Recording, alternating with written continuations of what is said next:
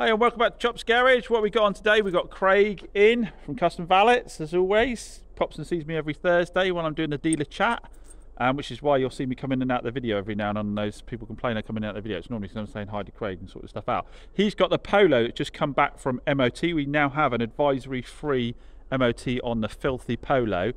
It has got new rubber on the front, it's got new discs and pads. We just got a call coming in, 2 secs, I'll catch you again. That was just Marlowe's paint supply telling me that they recommend, I just ordered the colour for this to do some touch-ups. They're just recommending it has a dark grey primer under it. So yeah, it's got new rubber, new discs and pads. It's just gone down, had the advisory free MOT on it. And now Craig is giving it the mother of all cleans because the lady wants to come and see it tomorrow. I said, we'll get it all cleaned up, machine polished.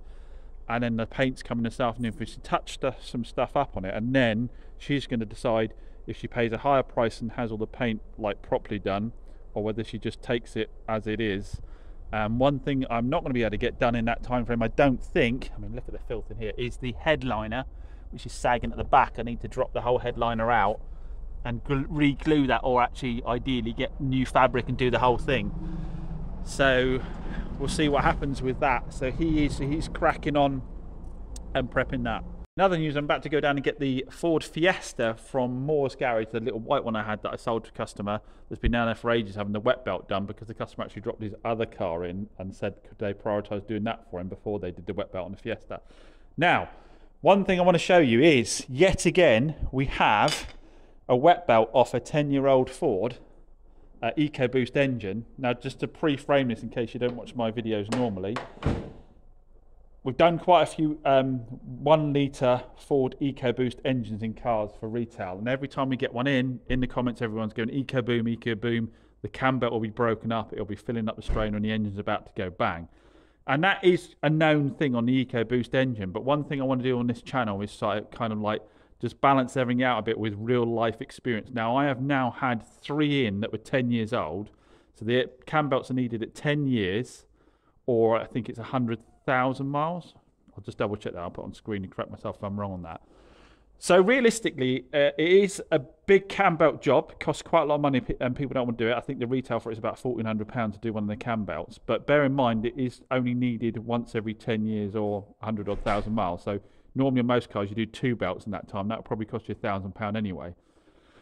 And it is a big job on it because it's not only the cam belt needs to be replaced, it's the belt that runs the oil pump down the bottom of the engine as well. Now the issue with it is the cam belts run within the engine oil. They're actually within the cover on the engine and they run in the oil. They break up and they fill the oil strainer. At least that's what everybody tells you every single EcoBoost will do, and it will go boom, and normally before it is 10 years old. Now, like I said, we've had a number in now and I've done 3. And only 1 of those 3 was the cam belt actually breaking up. The other 2, including this one, weren't breaking up at all. So this is the cam belt off of this, getting to the light. This is the oil pump cam belt at the bottom. And you can see that all the teeth are still in perfect condition. I mean, it's a bit firm. You'd want your cam belt to be a bit softer than that, but it is due change. Don't bear in mind, this is actually due its changing point. So the manufacturer was saying it does need changing at this point. But the belt itself is in good condition. It isn't breaking up, and this car has done 50,000 miles and is 10 years old, but doesn't have a full service history. So it's not like it's even had 100% full service history and the correct oil used all the time. This is the main cam belt one. Again, the condition is, it's firm, it's not as rubbery as you'd want it to be, and if you do that, it is beginning to break up a bit on the outside, but that is only the same as any 10-year-old cam belt I've seen on any car. You give me a Fiat 500 that's 5 or 6 years old and take the cam belt off and it'll start to do this a bit. And this definitely was due change. If I do it really hard, I can make the outside crack up a little bit. But again, nothing outrageous for a 10-year-old cam belt. So is it a fact that 100% of all EcoBoosts that are getting to that age will have bad cam belts in them and will be blocking the sun? No, it's not a fact, because in our experience, 2 out of 3 haven't. So it is not a categorical fact they all will be bad. You definitely want to be doing the belt at 10 years, and you are going to have to factor in quite a lot of money to do it. So if you're buying one, make sure it's either been done or you're negotiating a deal where you get it done. This customer paid half price for us to do the belt. But certainly don't be going running scared off of all of them. Now, they will get to a price point where people won't, I mean, they're probably already getting to the price point where people won't do the cam belts. And then you will see a lot of them snapping because they don't want to spend £1,200 or getting oil starvation because they will break up and block the strainer on the sump. So you are going to start to see them dying left, right and centre because people just won't want to pay that service out. But it doesn't mean they're a bad car. And it's only the same as any of these other cars, like the Dacia. If you didn't do the cam belt on that and ran it for 10 years, there's a good chance a cam belt will snap on that and destroy the engine. So you are going to see a lot of that happening. But I do wonder when we hear about all this feedback on Ecoboost. I mean, you've got a question as well. Ford are now saying that if your car is under 10 years old and under 150,000 miles, and if you have a full service history on the car using the correct oil, if the belt does go, they'll pay for the rebuild, they'll pay for the fix. Now, why do you think they're doing that? Because they're opening themselves up to a lot of claims. Well, I think the reason they're doing it is because they know that in those instances, what's going to happen is either people are going to exceed the 10 years or they're going to have a patchy service history, potentially using the wrong oil. We saw a car the other day that was only a few years old and people had already started putting just standard 530 in when they were servicing it. So if that continuously happens year after year, then the belt may well break up in the oil. So I don't think Ford is stupid. I think they're doing it because they know that actually the proportion of claims they're going to get is going to be very small. I don't think they'd be doing it otherwise because they'd open themselves up a huge amount of costs. So there you go. That is the facts. This is actual evidence. So all of you that want to go in there and go Ecoboom, Ecoboom, they've never actually opened up an Ecoboost engine or actually had them yourself or had them in any volume.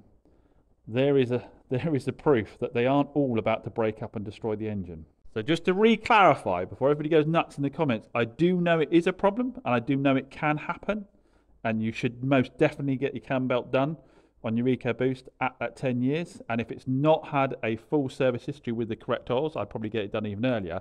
But it is not a categorical fact that all of them will be bad. Anyway, little rant over. That can go in the bin now. Actually, no, I'll keep hold of that to prove to the customer we changed it. I'd like to do that because I know there's a lot of people don't believe we've done what we said we've done. So we will keep hold of that for the moment and show them. And let's go down and collect the car because that also needs a full machine polish and a valet before the young lady can have the car. Oh, bill for Polo. I know some of you like to see the bills. So we've got tyre, valve, balance, disposal, fitting kit, discs, pads, service rear brakes, clean corroded carriers, renew rear discs and pads, clean faces inside the wheels, brake fluid dirty. They renewed the brake fluid as well. My total bill on that was a very reasonable £257.56 for 2 tyres, new brake fluid, discs and pads, and then obviously the cost of the MOT on top of that. So we're in it for about £300 on the repair. I can't remember what I paid for the car now. Paid £2,000 for the car, so we're now about £2,300 into it by the time Craig's done his stuff on it. Maybe £2,400. Retail value on it is £4,000, so it's even £1,600 gross margin. I suspect if I sell it with the paintwork the way it is, I'm probably going to do it more like 3.7, I would say, something like that. So we could probably do quite well. We could probably net a K on it before that's EBITDA, so before income tax and anything else. So it would probably end up netting out to maybe like £700, something like that. So you can see even that, where the repairs didn't cost an awful lot. We're not stealing these cars. We had to pay £2,000 for a Polo, which probably was slightly overpaid, but you'd have paid £2,000 for an auction all day long anyway. He wants all the paintwork doing an hour's more labour in it. It's going to have to be the full 4K if we go hell for leather and get all the paint 100% straight. You know, really refurb the alloys, the works. So hopefully she goes for a cheaper car that's mechanically sound, keeps the money in her pocket, and I don't end up tying myself up with a load of labour, because for the extra money, the lost time, it's probably not going to be worth the extra 300 quid, if that makes sense. So we've got dual valeting going on. I picked up the Ford Fiesta from down at Moore's, and I am getting onto that because the customer wants it ASAP, and Craig's going to be all day on the Polo, which is already looking a million times better just from a clean. And I mean, I'll show you what the boot looks like just already. Remember what it was like before. So yeah, he's a busy boy with that one. So I'm going to crack on, give this one its valet, and then move it inside for a machine polish while he's machine polishing the other one. So yeah, lots of cleaning going on. So Craig has finished the interior on the Polo. Look at this. It's a different car.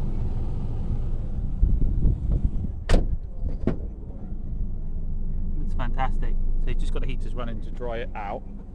He's actually hopped onto the Fiesta for me because I've machine polished the outside. he's going to do the inside because I need to, excuse the radio, I need to crack on with some paperwork, make sure that I've got all my invoices on because they're piling up, and then I can move that inside and do my machine polish inside on that because she's not picking up until Saturday. Ideally I want this car to go out tomorrow if possible, so I'll get Craig on that.